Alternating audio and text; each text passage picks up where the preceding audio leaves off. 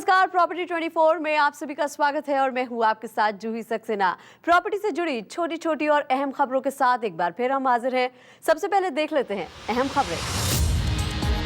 Property बेचते समय developers कई तरह के झूठ का लेते हैं सहारा। थोड़ी सावधानी बरतने पर मुसीबतों का नहीं करना पड़ेगा आपको सामना।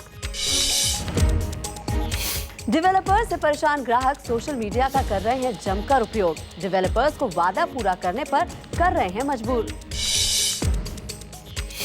एनसीआर में यमुना एक्सप्रेस वे पर बन रहा है इन्वेस्टमेंट का बेहतरीन ऑप्शन। गाजियाबाद के कुछ प्रोजेक्ट में निवेश करने पर मिल सकता है बेहतर रिटर्न। और अफोर्डेबल हाउस के कई प्रोजेक्ट आ रहे हैं भिवाड़ी में। गुड़गांव से महज आधे घंटे की दूरी पर सस्ते फ्लैट्स में रहने का आपका सपना हो सकता है पूरा। अपना घर हर किसी का सपना होता है, लेकिन आज के समय में घर खरीदना आम आदमी के लिए एक सपने जैसा ही हो गया है, क्योंकि प्रॉपर्टी के दाम दिनों दिन आसमान छूते जा रहे हैं। और जब एक आम आदमी अपनी जीवन भर की पूंजी जोड़कर अपना एक सपनों का घर खरीदना चाहता है, तो उसे थोड़ा सा सचेत और जागरूक होने की जरूरत है।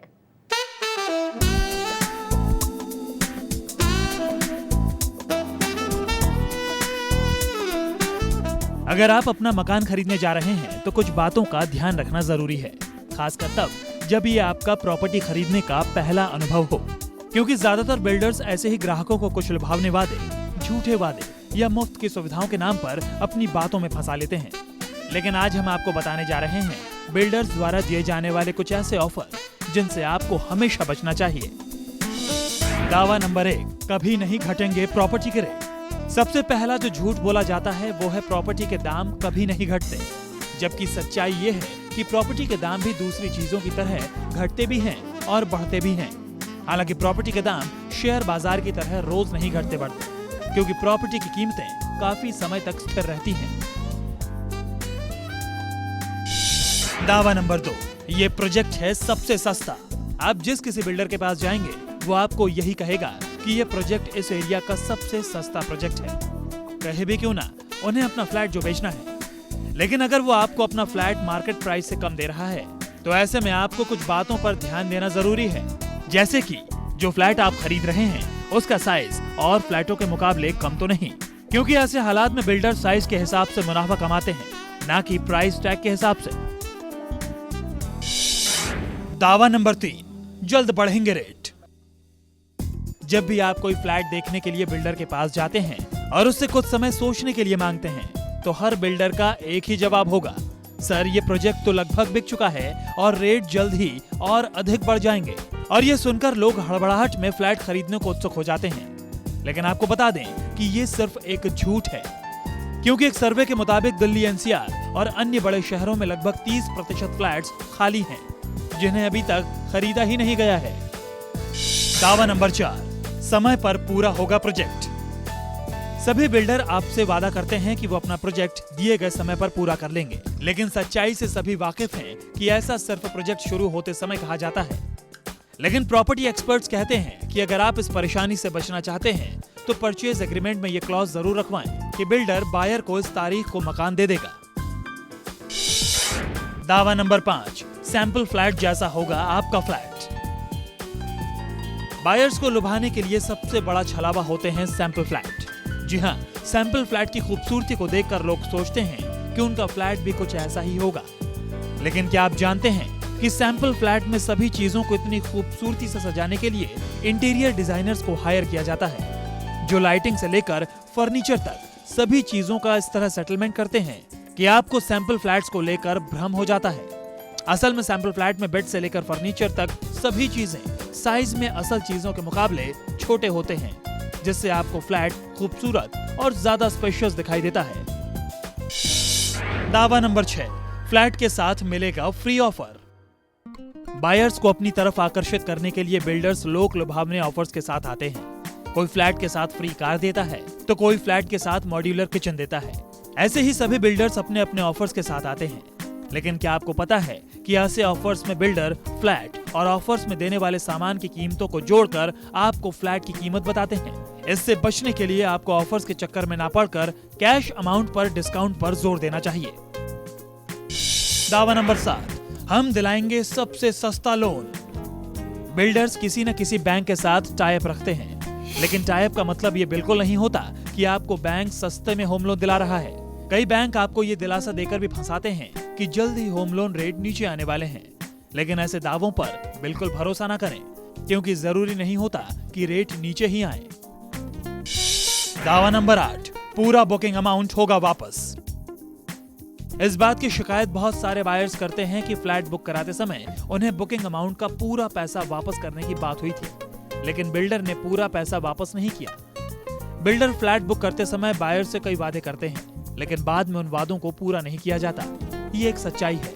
कई बार बिल्डर बुकिंग अमाउंट का 10% काट लेते हैं, तो कभी कभी 20% तक काट लिया जाता है। इससे बचने के लिए आपको उस फ्लैट को बुक करने से पहले उसकी पूरी जानकारी ले लेनी चाहिए, जिससे आपको बाद में किसी तरह की परेशानी का सामना न करना पड़े।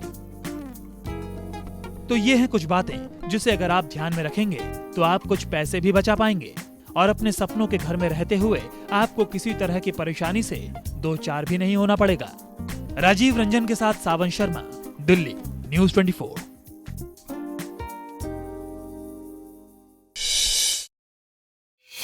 और रियल एस्टेट सेक्टर में सोशल मीडिया का खूब यूज होता है। अब तक डेवलपर्स और डीलर्स अपने प्रोजेक्ट बेचने के लिए सोशल मीडिया और इंटरनेट का सहारा लेते थे, लेकिन अब खरीदार भी इसे अपने हक और अपने अधिकार के लिए जमकर उपयोग करने लगे हैं।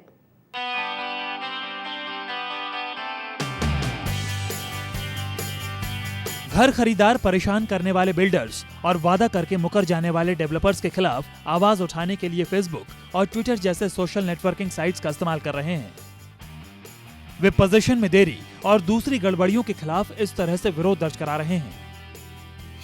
गुड़गांव में डीएलएफ के न्यू टाउन हाइट्स प्रोजेक्ट के 1200 होम बायर्स ने पोजीशन में देरी के खिलाफ विरोध जताने के लिए फेसबुक पेज शुरू किया था। उन्होंने 3 बार प्रदर्शन किया। इसके बाद बिल्डर हर अपार्टमेंट पर 20% डिस्काउंट देने के लिए राजी हो गया और उसने देरी के लिए कंपनसेशन भी डबल कर दिया। मुंबई में महिंद्रा ग्रुप के realty project Mahindra park CHM में भी ऐसा ही मामला सामने आया है। उस सोसाइटी में मिसमैनेजमेंट के खिलाफ आवाज उठाने के लिए एक ट्विटर अकाउंट का इस्तेमाल हुआ। जानकारों का कहना है कि रियल एस्टेट सेक्टर में ग्राहकों की परेशानी को दूर करना एक बड़ा मामला है। अक्सर होम बायर्स की बात नहीं सुनी जाती। ऐसे में अब ग्राहकों ने सोशल मीडिया को हथियार की तरह यूज करना शुरू कर दिया है। 2013 में करीब 5 लाख अपार्टमेंट्स की डिलीवरी होनी थी, लेकिन इनमें से ज्यादातर के पोजीशन में देरी हो रही है। Real estate consultancy firm JLL का मानना है कि रेजिडेंशियल प्रोजेक्ट्स की डिलीवरी में देरी मार्केट के लिए बड़ा इश्यू है। इससे कस्टमर्स में काफी नाराजगी है। जेएलएल की एक रिपोर्ट में बताया गया था कि 25% घरों का पोजीशन समय पर नहीं मिल पाएगा। मुंबई और पुणे में इस साल पोजीशन देने वाले डेवलपर्स भी अभी तक केवल 40% घरों का ही पोजीशन दे पाए हैं। गुड़गांव और नोएडा में हालात और भी खराब हैं। गुड़गांव में इस साल सिर्फ 1/3, जबकि नोएडा में 20% घरों का ही पोजीशन दिया गया है।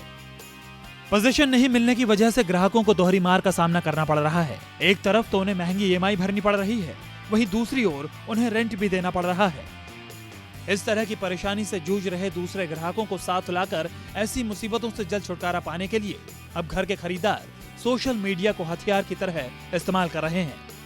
राजीव रंजन के साथ सावन शर्मा, दिल्ली, न्यूज़ 24।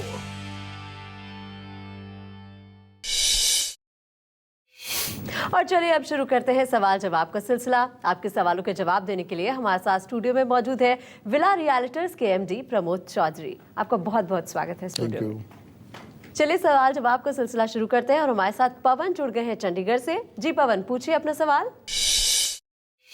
यमुना एक्सप्रेस पे गेट नोएडा में जो है उसमें 3 BHK फ्लैट लेना चाहता हूँ, तो मैं जानकारी चाहता हूँ कि कौन सा प्रोजेक्ट अच्छा होगा जिसका पोजीशन समय से मिल सके।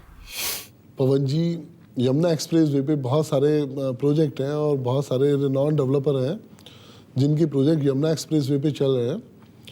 उन डेवलपर ने पहले भी बहुत अच्छे प्रोजेक्ट बनाए और टाइमली पोजीशन दिया है, लेकिन अभी तो एक और भी बात है, जैसे कि अभी आपने सुना होगा, पेपर में पढ़ा होगा, न्यूज़ में भी सुना होगा कि जो बैंक की जो ये 2080 वाली स्कीम बैंक ने जो बंद करी है ना, तो उससे अब जो प्रोजेक्ट डिले होने वाले के चांसेस थे तो वो अब आगे से नहीं होंगे, क्योंकि कोई भी बैंक अब किसी भी डेवलपर को जो भी इंस्टॉलमेंट पे करेगा वो उसके कंस्ट्रक्शन के स्टेज के अकॉर्डिंगली पे करेगा।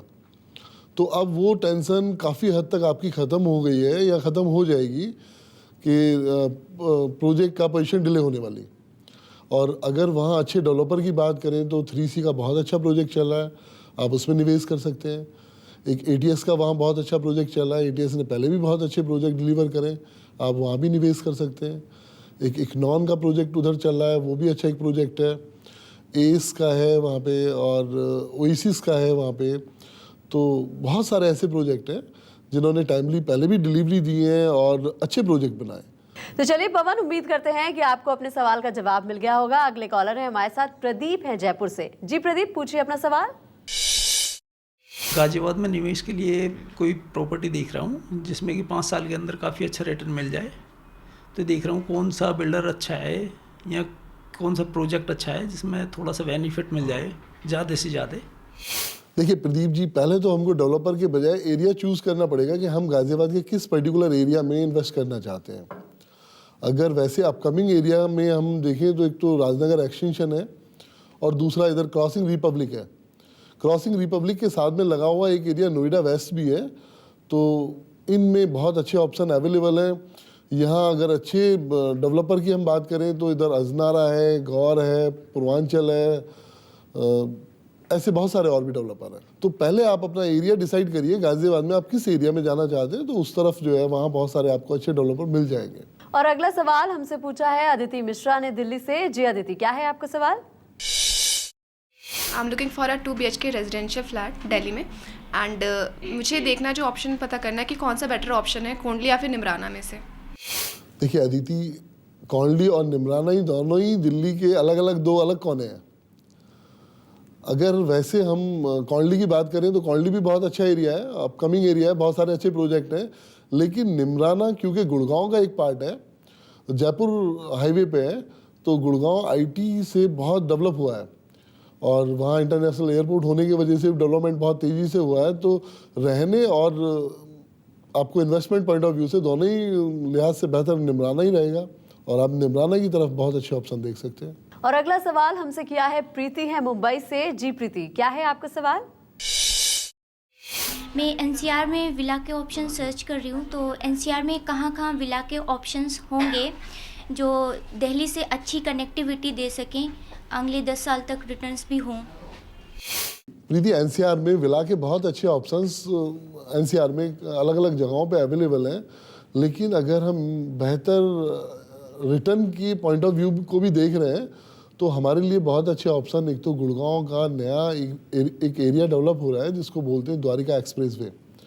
उधर बहुत सारे डेवलपर के, जिसमें आपका यूनिटेक है, रहेजा है, इसी तरह से कुछ एक्सप्रेस हाईवे नोएडा में भी बहुत सारे डेवलपर के विलास हैं और वहाँ आप निवेश कर सकते हैं, जिनकी रेंज भी तकरीबन स्टार्ट हो जाती है 1.5 से 2 करोड़ रुपए से स्टार्ट होके और कुछ 8-9 करोड़ रुपए तक है।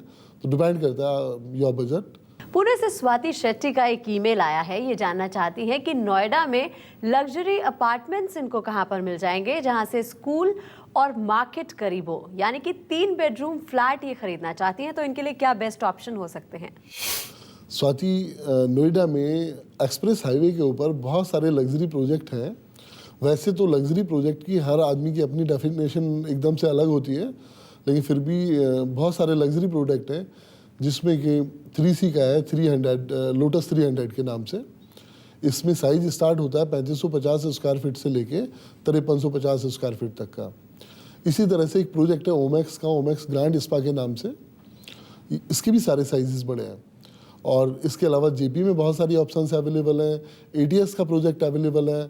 और अगर हम स्कूल की कनेक्टिविटी की बात करते हैं तो नोएडा तो एजुकेशन के मामले में एक हब बन चुका है।